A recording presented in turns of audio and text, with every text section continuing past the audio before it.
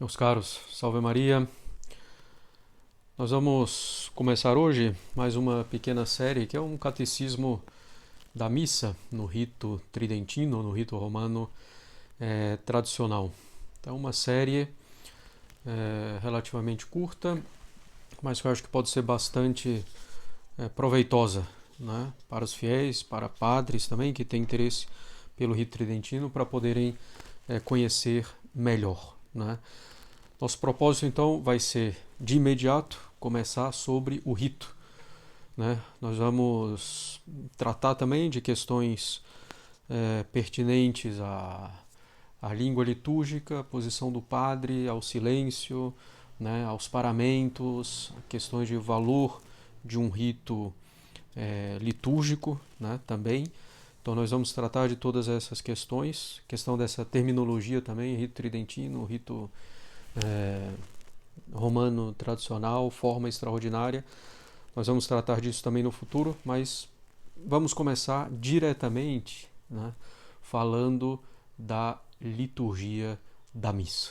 E a gente vai retomando isso, né, esses outros pontos, ao longo desse nosso pequeno catecismo sobre a missa, certo? Então, começando imediatamente, nós começamos falando do rito do asperges, né? Ou do vidiaquam. Então, daquela aspersão que pode ocorrer antes da missa dominical, da principal missa, né, dominical de uma paróquia, de um apostolado. Então, nas missas dominicais é possível fazer o rito de aspersão de água benta, chamado asperges ou vidiaquam, em função da antífona que acompanha esse rito. No tempo pascal, vidiaquam, nos outros tempos litúrgicos, o asperges, né? A aspersão, propriamente, não faz parte da missa, mas a precede, né, dispondo-nos para assistir melhor à Santa Missa. É um rito de purificação que remete ao batismo. As duas antífonas cantadas durante a aspersão, vidiaquam no tempo pascal, asperges nos outros tempos litúrgicos, deixam claro esse sentido de purificação e de lembrança do batismo, né? O vidiaquam fala da água que sai do lado direito do templo. O templo é Nosso Senhor Jesus Cristo, né? A água e o sangue saem do seu lado direito, do coração de Nosso Senhor Jesus Cristo, aberto, né, pela lança, pelo soldado Longuinho, que depois se converteu, né? E esse sangue, essa água que jorram do lado aberto de Cristo, significam precisamente o batismo. Então, a antífona, né, do vidiaquam fala dessa água que sai do lado direito do templo, né? E o templo é Nosso Senhor Jesus Cristo. E no asperges se fala da aspersão, né, que nos torna mais brancos do que a neve. Et super nivem de albabor. Me tornarei mais puro, mais branco, né, do que a neve. Por que, porém, o asperges, né, essa aspersão, se faz somente no domingo? Porque o domingo é o dia da ressurreição do Senhor. E o batismo é a nossa ressurreição espiritual. No batismo nós morremos com Cristo para ressuscitar. Nós morremos com Cristo para o pecado, para a gente poder ressuscitar com Cristo para uma vida nova, né? Para a vida da graça, para sermos um novo homem, né? Então, o rito de aspersão é um sacramental bem eficaz, né? Isso, né, a gente viu aqui, a aspersão não faz parte propriamente do rito da missa, mas os outros gestos, palavras, né, movimentos, ritos da missa são todos sacramentais. A posição das mãos do padre, nós vamos ver, é um sacramental. Isso invoca, impetra graças diante de Deus, nos obtém graças. Então tudo é de muita importância na liturgia da Santa Missa, certo? Então o rito de aspersão é um sacramental bem eficaz para nos prepararmos para a Santa Missa. Não simplesmente pela água benta, que podemos tomar entrando na igreja a qualquer momento, mas pela evocação de nosso batismo, que se faz nessa aspersão.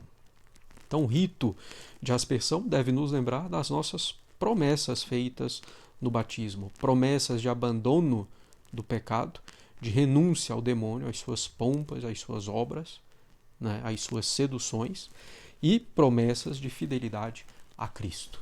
Essa é a disposição com a qual devemos entrar na missa, né? Então, como que renovando as promessas do nosso batismo de fidelidade a Nosso Senhor, de renúncia ao demônio, às suas obras, às suas pompas e às suas seduções, né? Originalmente, a aspersão se fazia com uma planta chamada isope, né? Então, uma planta pequena que simboliza humildade e penitência, duas coisas necessárias, né, para se assistir bem à missa. A humildade diante de Deus, né, com os nossos pecados, nossos defeitos, né, e a penitência, o desejo de reparar efetivamente pelos nossos pecados, de estarmos arrependidos por ele, porque a virtude da penitência, em primeiro lugar, essa virtude que leva ao arrependimento do pecado, né, com o consequente propósito de não mais pecar e com o consequente propósito de reparação, né? Então, humildade e penitência. O isope era a planta com a qual se fazia a aspersão, significava isso precisamente, né? A oração que se reza após a aspersão é também uma preparação do lugar, da igreja, para afugentar ainda mais o espírito maligno. Então, nessa oração se invoca o anjo, que muitos interpretam como sendo o próprio Cristo, o próprio Deus, anjo do grande conselho, né? Então, se invoca o anjo para afastar o espírito maligno, afastar o demônio, então, da própria igreja, né? O padre asperge primeiro o altar, né? Porque até no próprio altar o demônio pode vir perturbar o sossego do padre, distraí-lo, etc., né? Então, essa aspersão se faz a aspersão do altar, depois o padre sobre si mesmo, depois os assistentes e depois os fiéis e a nave, né? Toda a nave da igreja, toda a igreja, né? E por isso mesmo, nesses tempos de pandemia, quando não havia fiéis, nós fazíamos a aspersão, porque é também do lugar, né? Para afastar dali o espírito maligno, para que as pessoas possam então devotar-se a Deus, né, ali de modo adequado na igreja. Na aspersão, as pessoas estão de pé, fazem o sinal da cruz quando são aspergidas, né? Assim como se faz o sinal da cruz quando se toma água benta na entrada da igreja ou mesmo em outros lugares, né? Não é necessário que caia uma gota de água, né, ou pelo menos uma gota de água em cada pessoa, né, para que ela receba as graças, para que o rito seja eficaz, né? Não é necessário também estender as mãos, etc., para ver se pega ali alguma gota de água benta. Não, pode-se ficar tranquilamente assistindo, cantando a antífona da aspersão, fazendo o sinal da cruz quando for aspergido, né? Então, a aspersão tem por objetivo purificar a nossa alma, lembrando as disposições que devemos ter para assistir com fruto à Santa Missa. Humildade, penitência. Além de ser também um exorcismo, expulsando o espírito maligno, né? Expulsando o demônio do ambiente. Tá claro? Depois da aspersão, né, que é feita em pluvial, né, evidentemente, estola, alva, bom, todos os outros paramentos, mas o pluvial no lugar da casula e sem o manípulo. Então, depois da aspersão, começa a missa propriamente dita. A missa está dividida em duas grandes partes: a chamada missa dos catecúmenos e a chamada missa dos fiéis, ou o sacrifício, né, a parte do sacrifício propriamente dita. Então, nos primeiros tempos do cristianismo existia, né, o que se chamava a disciplina do arcano. Em razão dessa disciplina, a presença nas cerimônias sagradas era reservada somente aos batizados. Então, somente os batizados, quer dizer, somente os fiéis, aqueles que já tinham, então, pelo batismo recebido a fé, somente os fiéis assistiam à parte sacrificial da missa, a parte do sacrifício, né? Em que ocorre a consagração, né? Em que ocorre a renovação do sacrifício de Cristo, né? Do mesmo sacrifício de Cristo na cruz. Então, por isso, essa segunda parte, a partir do ofertório, recebe o nome de missa dos fiéis. Só os batizados podiam assistir a essa parte da missa. Os catecúmenos, que estavam se preparando, né, para o batismo, iam embora antes do ofertório. Então, ficando do início da missa, passando pelas leituras, até o sermão. E nesse momento, tinham que ir embora. Por isso, essa primeira parte da missa recebe o nome de missa dos catecúmenos. Provavelmente, os catecúmenos eram dispensados nesse momento, depois do sermão, pelas palavras ite missa est, como ao final da missa atualmente. Então, essas palavras ite missa est, que dispensavam os catecúmenos e antecediam a parte do sacrifício, propriamente dito, passaram a dar o nome à missa, ao sacrifício, à cerimônia, certo? Bom, já digo aqui, em passant, que não é o nosso objetivo fazer a história da liturgia, que é uma das coisas mais complexas, que existem. A história da liturgia que foi muito instrumentalizada, para colocar na liturgia algumas ideias também na reforma, da teologia moderna.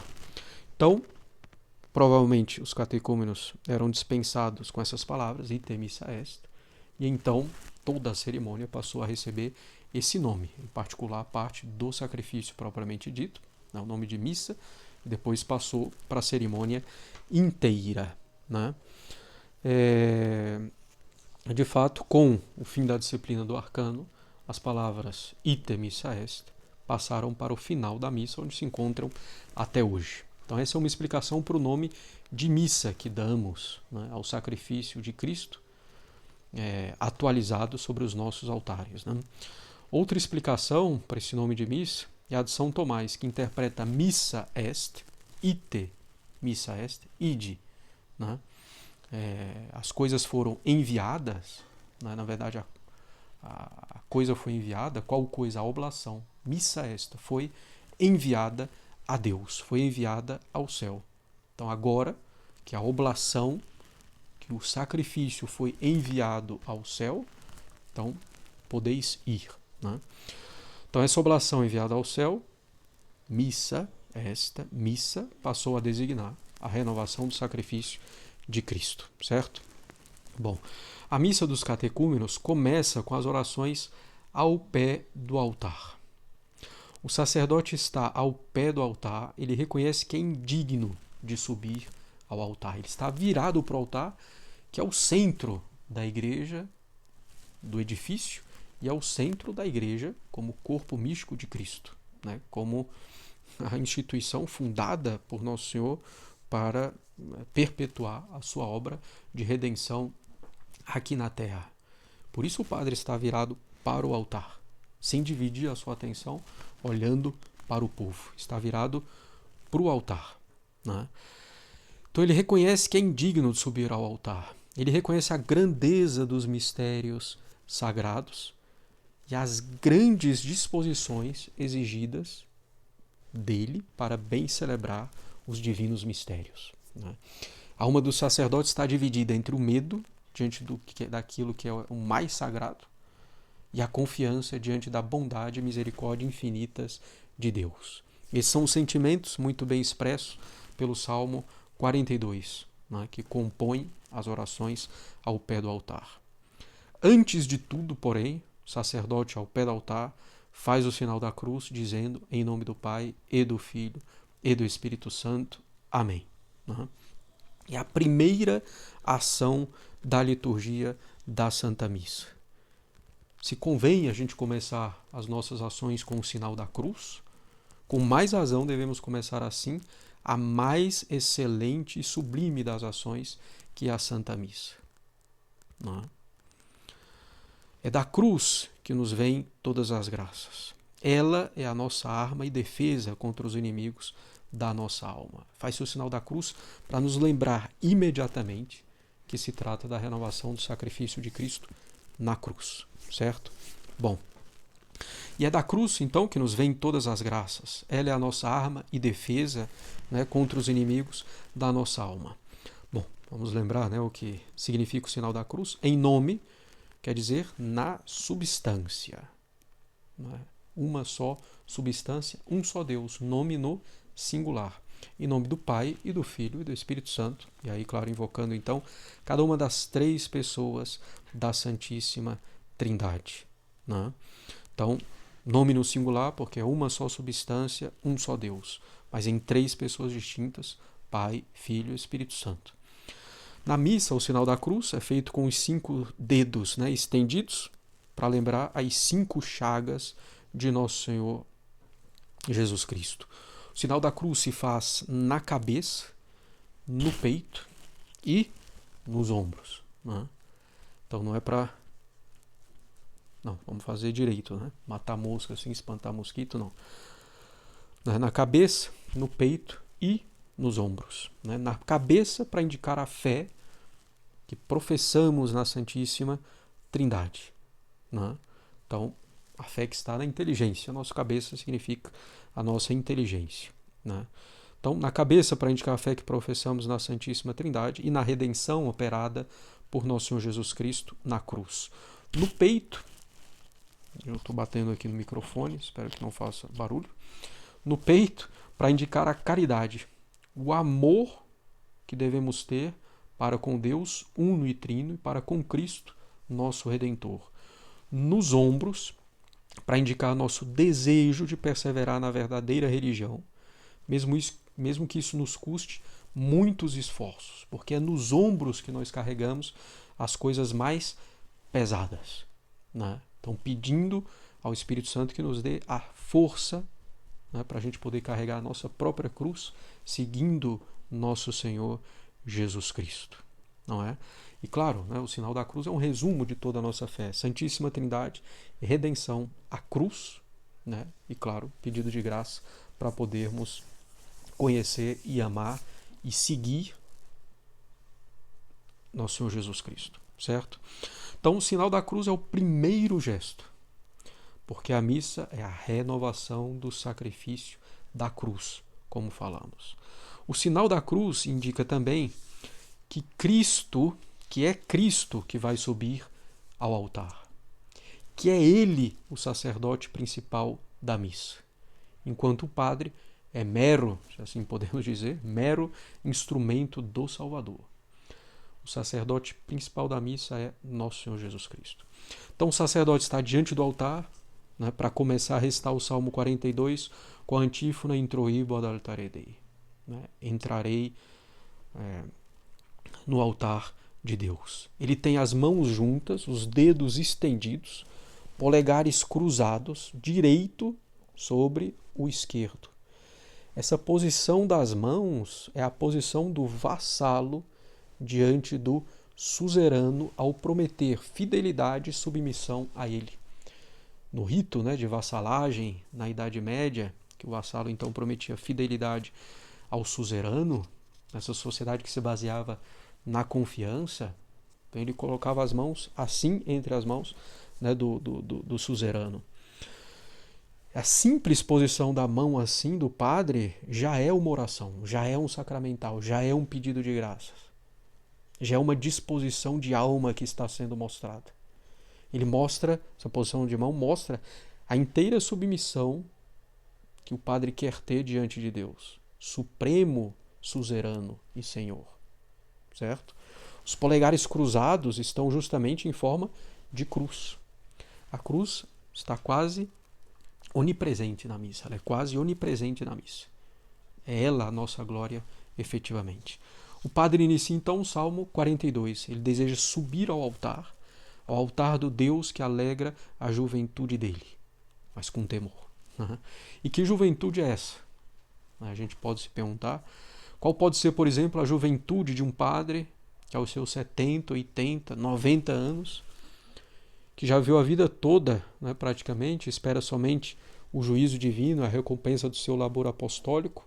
Que juventude é essa desse padre? É a juventude espiritual, a juventude da alma em estado de graça. Pois a alma em estado de graça faz de nós sempre um homem novo, que abandonou o velho homem do pecado, dos vícios, da entrega a isso, né? Da entrega ao mundo, à carne. Né? Então, é a juventude espiritual, a juventude da alma em estado de graça, né? Pois a alma em estado de graça faz de nós sempre um novo homem, né? Nos reveste, então, de um novo homem, que é nosso Senhor Jesus Cristo. Então, a liturgia tradicional da Igreja, com doutrina e espiritualidade imutáveis e sempre válidas para qualquer tempo e qualquer circunstância, é uma liturgia sempre jovem, porque forma em nossas almas um novo homem, à imagem de nosso Senhor Jesus Cristo. Deus alegra sempre aquele que é espiritualmente jovem, mesmo em meio às cruzes. Quer dizer, aquele que está na sua graça, ele alegra essa alma, levando-a pelo caminho da virtude, né? Levando para junto dele, para uma amizade cada vez mais estreita com ele. Né? O padre deseja então subir ao altar, como o salmista queria rever o sacrifício oferecido a Deus. Mas ao mesmo tempo, o padre treme diante da grandeza do mistério. Ele teme por seus inumeráveis pecados, ofensas e negligências, como ele vai dizer mais adiante no ofertório. Em consciência, evidentemente, o padre não pode subir ao altar em pecado mortal. Seria um sacrilégio. Então não se trata disso a princípio. O padre já está purificado de pecado mortal, deve estar purificado de pecado mortal para não cometer um sacrilégio. Não é? Mas ainda assim ele teme. Teme por suas faltas, suas imperfeições, seus pecados veniais, eventualmente. Não é? E em torno, né, do sacerdote, cercando, por assim dizer, está o mundo, o povo não santo, estabelecido no mal, em guerra contra Deus, né, que não conhece o Pai, que odeia nosso Senhor Jesus Cristo, que não recebe o Espírito Santo. Está o mundo. Né? Bom, inclusive eu recomendo que acompanhem, né, essas aulas, né, sobre a liturgia da missa com o ordinário, com o missalzinho de fiéis, né, para irem acompanhando as orações, e é bastante proveitoso. Bom, então, em torno do sacerdote está o mundo, o povo não santo, estabelecido no mal, em guerra contra Deus e contra a igreja. Ele implora então a Deus que reconheça a sua boa intenção, que separe a sua causa da causa dos que são ímpios e enganadores. Iudicame Deus e discerne causa meam de gente não santa. Julgai-me, Senhor, e separai a minha causa da causa do povo não santo. Eu sou pecador, mas não por malícia. Não quero realmente agir, conspirar contra vós. Né? As faltas do padre são por fraqueza, não por malícia. Ao contrário do mundo, que faz do pecado virtude. Né? Então, se ele ousa subir ao altar, não é porque confia em suas próprias virtudes, suas próprias forças, mas porque Deus é a sua fortaleza. Iudicame Deus e discerne causa meam de gente non sancta, abomini iniquo et doloso ero me. Então afastai-me, livrai-me do homem iníquo e enganador, fraudulento. Quia tu és Deus, fortitudo mea, porque vós, meu Deus, sois a minha fortaleza. O padre não confia em si mesmo, mas em Deus. E o padre não deve entristecer-se diante das ciladas do demônio, mas confiar em Deus, na sua misericórdia, na sua graça. O sacerdote pede então a luz divina e a verdade do Senhor, pois com elas, com a luz divina, com a verdade do Senhor, subirá ao Monte Calvário, para adorar o Altíssimo em espírito e em verdade, como pede Nosso Senhor, né, tratando com a samaritana. Vocês podem ver esse episódio do Evangelho bem explicado pelo padre Pascotto nos vídeos aqui. Então ele pede, né? Mite lucem tuam et veritatem tua, ipsa me deduxerunt et adduxerunt in montem sanctum tuum et in tabernacula tua. Então, mite lucem tuam et veritatem tuam, enviai-me a vossa luz e a vossa verdade. E elas me conduzirão, me levarão ao vosso Monte Santo, ao Monte Calvário, né? Vai ser colocado novamente ali diante de nós, né? E o tabernáculo do Altíssimo, né? Que é precisamente a Santa Missa, não é? Então, o padre quer louvar a Deus na cítara. Confitebor te vincitera, Deus, Deus meus, quare tristis es anima mea et quare conturbas me. Né? Eu vos louvarei, Senhor, na cítara, porque a minha alma está triste. Né? Quare conturbas me. Né? Porque está perturbada. Então ele quer louvar a Deus na cítara.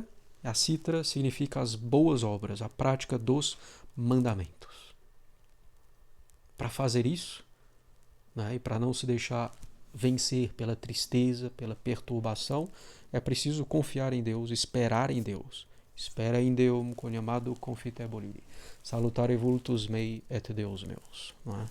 Bom, então esse Salmo 42 reflete muito bem, né, as disposições do padre, confiança em Deus, desconfiança de si mesmo, temor pelas suas faltas, mas confiança em Deus e recorrendo ao auxílio de Deus. Né?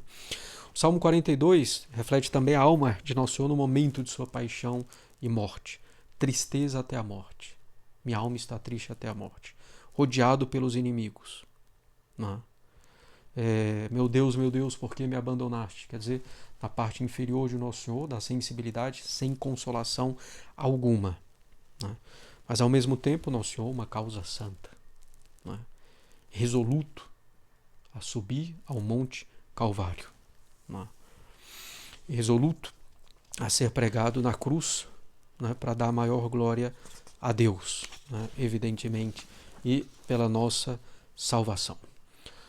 O salmo se termina com glória, né, e a repetição da antífona. O glória acompanhado da inclinação do padre, que é então também um ato de culto, né, de adoração, de reverência a Deus. Nas missas de Réquiem e nas missas do tempo da paixão, diz somente a antífona uma vez, sem o Salmo 42. Porque diante da paixão de Cristo, diante do luto pelo fiel defunto, a alma tem aí certa tristeza, certa razão para a tristeza na liturgia. Né? Bom, terminado o salmo, o sacerdote diz, fazendo o sinal da cruz, nosso auxílio está no nome do Senhor, né? Adiutorium nostrum in nomine Domini. Ao que se responde, fecit celum et terram, que fez o céu e a terra. Né? É uma oração jaculatória, falamos aí da oração jaculatória em vídeo recente. Então, uma oração jaculatória, uma oração curta, como que jogada, né, em direção aos céus, mas profunda e eficaz. Faz-se pedindo então a ajuda de Nosso Senhor e faz-se o sinal da cruz para nos mostrar de onde nos vem o auxílio, mais uma vez, da cruz de Cristo. E claro, se Ele criou o céu e a terra, tem poder para nos ajudar. O Senhor é onipotente. Não? O celebrante, então, se inclina profundamente com as mãos juntas e recita o Confiteor. Né? Sempre foi o costume confessar os pecados antes de oferecer o sacrifício. Né? O sumo sacerdote, no Antigo Testamento, confessava os pecados do povo sobre o bode expiatório antes de enviá-lo ao deserto. Né? Por exemplo, Levítico 16, 21. São Tiago diz, confessai os vossos pecados uns aos outros e orai uns pelos outros para serdes curados. A oração do justo tem grande eficácia. Então, confessai os vossos pecados uns aos outros. Então, claro, de maneira aqui genérica, né? São Tiago 5,16. E São Paulo também diz, né? Antes de oferecer a vítima, né, reconcilia-te com o teu próximo. Né? Então, é preciso pedir perdão pelos pecados, né, já no início da missa. Por isso, então, pelo que diz São Tiago, confessar os vossos pecados aos outros, orais uns pelos outros para seres curados, a oração do justo tem grande eficácia. Então, por isso, nós mencionamos, né, no Confiteor os santos e os irmãos. Né? São citados, então, os principais santos, né? Nossa Senhora, evidentemente, São Miguel Arcanjo, príncipe da milícia celeste, defensor e guardião da igreja, São João Batista, último do Antigo Testamento, que convém ser citado pela sua pregação, né, de penitência, os santos apóstolos Pedro e Paulo, Pedro, o primeiro Papa, São Paulo, pecador convertido, arrependido profundamente, sustentáculos, né, da igreja romana. Todos os santos, e a vós, irmãos, né, ou vós, padre, dependendo se é o padre ou os fiéis, né, que estão recitando o confítel. Então, confesso os pecados por pensamentos, palavras e obras. Os pecados por omissão estão subentendidos. Né? Bate-se no peito para acusar o que está fechado em nossos corações. E para corrigir por esse sinal exterior os pecados escondidos, né, como nos diz Santo Agostinho. Então, batemos sinal de contrição geral, mas também por aqueles pecados que estão escondidos, né, em nosso coração, para que possamos corrigi-los. Repetimos o gesto do publicano, louvado por Nosso Senhor.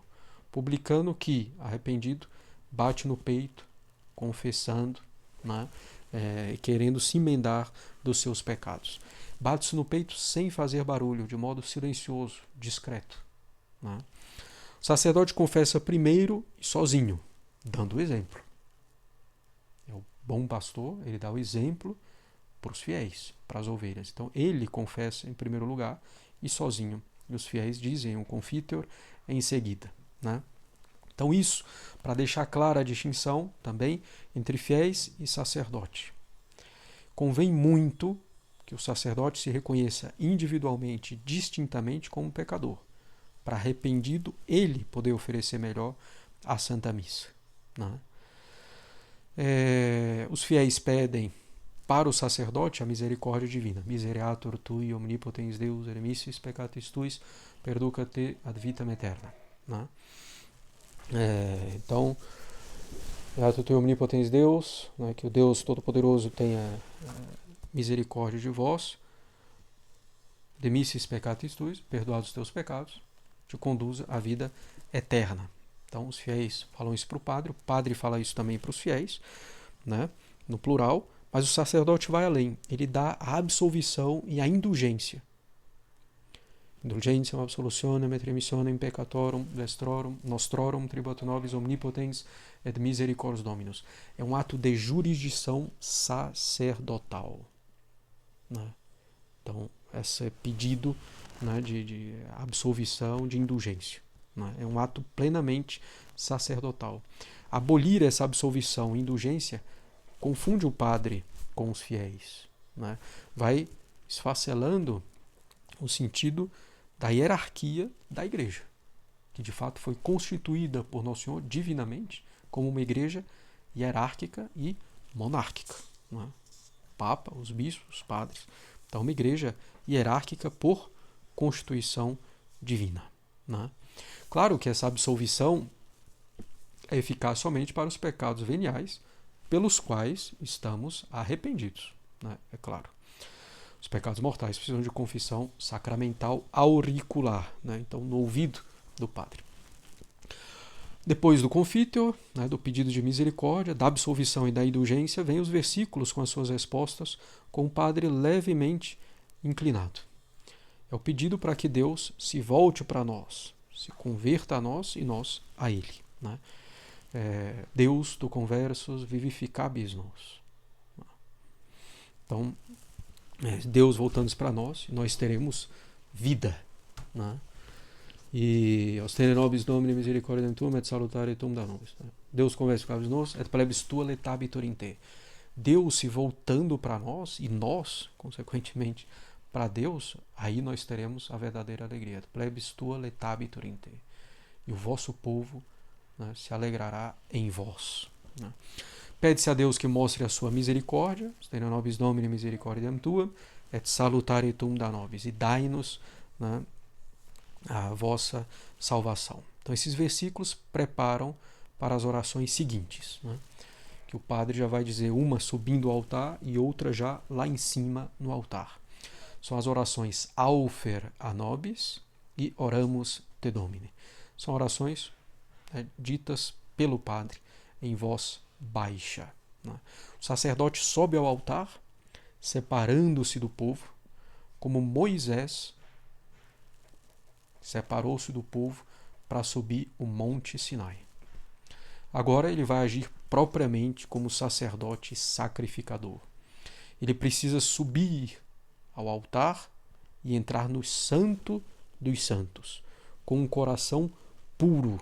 Para isso ele recita em voz baixa, então, a oração Aufera nobis Domini iniquitates nostras. Né? Afastai de nós, Senhor, as nossas iniquidades, para que possamos entrar com um coração puro no Santo dos Santos.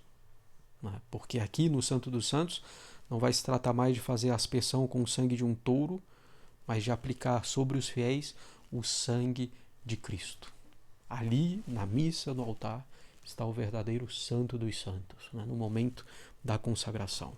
E não é uma vez por ano que o padre vai fazer isso, como fazia o sumo sacerdote no Antigo Testamento, mas é todo dia que ele entra, que ele deve entrar no Santo dos Santos. Então trata-se de oração pessoal, né, do celebrante, com plural de majestade. Terminada essa primeira oração, né, Aufera nobis quesumus Domini iniquitates nostras, terminada a primeira oração, o sacerdote se inclina com as mãos juntas e as apoia sobre o altar. Começa a rezar a oração Oramus te Domine per merita sanctorum tuorum. Né? Ele vai beijar o altar, continua a oração dirigindo-se ao missal. No altar estão as relíquias dos santos mártires, sempre enormemente venerados no cristianismo. Para que um altar seja verdadeiramente um altar, precisa ter a relíquia dos santos, né? E claro, consagrado pelo bispo, ainda que seja a pedra d'ara ou eventualmente o chamado corporal grego. Né? Então, para que o altar seja verdadeiramente um altar e não simplesmente uma mesa, é preciso que haja as relíquias dos santos mártires. O padre pede a intercessão dos mártires presentes no altar e dos outros santos para que alcancem de Deus, para que eles, os santos, alcancem de Deus o perdão de seus pecados. Né? Para que alcancem o perdão dos pecados do padre. Né? O ósculo é tanto para as relíquias quanto para o altar, que representa Nosso Senhor. O altar é Nosso Senhor. O altar representa Nosso Senhor. Qual é o altar do sacrifício de Nosso Senhor Jesus Cristo? Não é nem a cruz. A cruz é altar por participação. O altar do sacrifício de Nosso Senhor é Ele mesmo, né? O seu próprio corpo por onde escorria o sangue. Né? Então o altar significa Nosso Senhor Jesus Cristo.